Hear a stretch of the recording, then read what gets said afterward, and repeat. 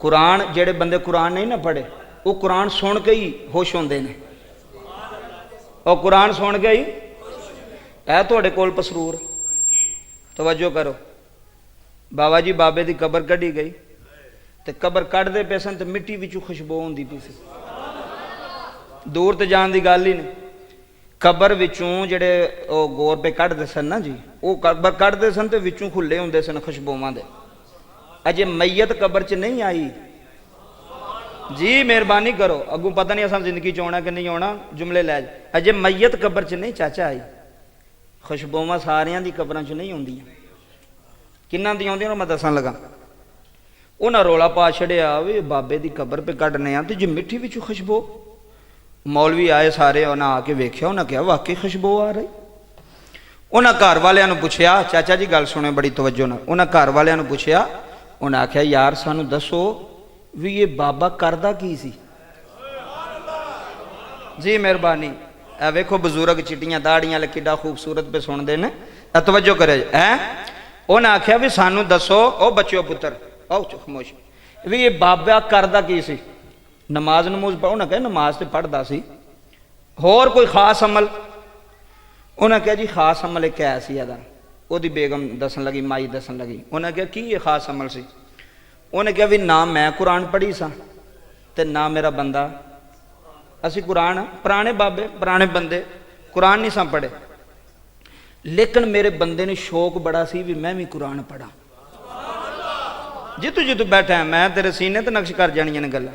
तवज्जो करियो। उन्हें कहा शौक बड़ा सी कुरान पढ़ने का।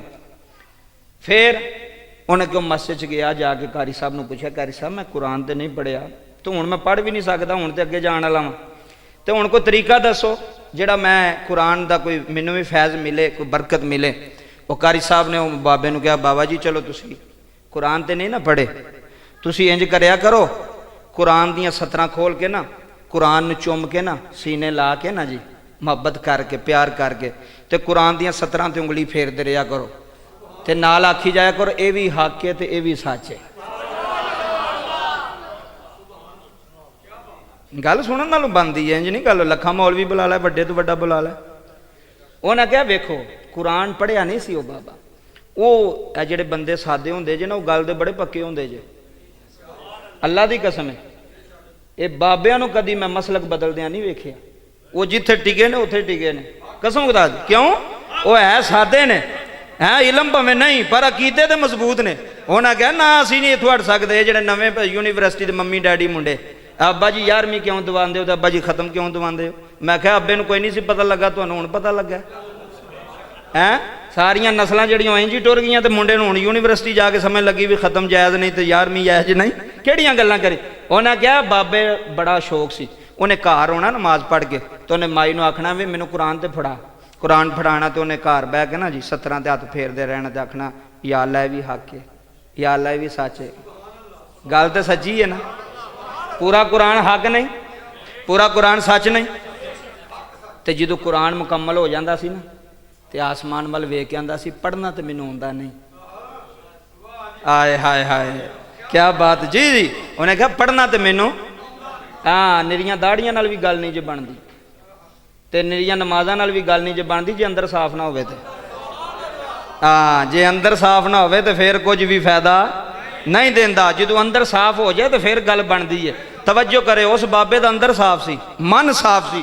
उन्हें आख्या या अल्लाह आ वेख मैनूं कुरान नहीं पढ़ना आउंदा ते बड़ा भैड़ा हूँ, तेरा बंदा वां, लेकिन मैनूं इस गल का पता है कि तेरी जबर जेर भी सच्ची है। हाय हाय तेरी शद मद भी सच्ची है। पहले सपारे तो लैके ते 3वें सपारे तक हर सूरत सच्ची है, हर आयत सच्ची है। लै वे चाचा एक कमल सी उस बाबे दे कोल, वो कुरान नूं चुमदा सी, प्यार करदा सी ते नाले आंदा सी हक के ते। अल्लाह ने फरमाया जे तू आना ना साडी किताब नाल प्यार कर गया, जे असी भी तेरी कबर विचों खुशबूवां दे उल्ले ना कड्डे ते तां गल करी। आए हाय हाय क्या बात है, हैं?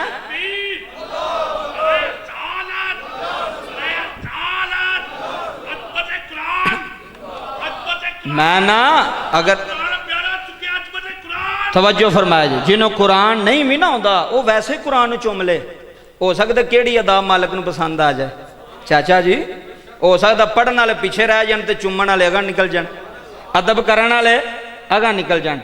और आखिर विच ये कुरान की अजमत सी, कुरान की शान सी, कुरान का मुकाम है। मैनू उन्हें आख्या आखिर विच ना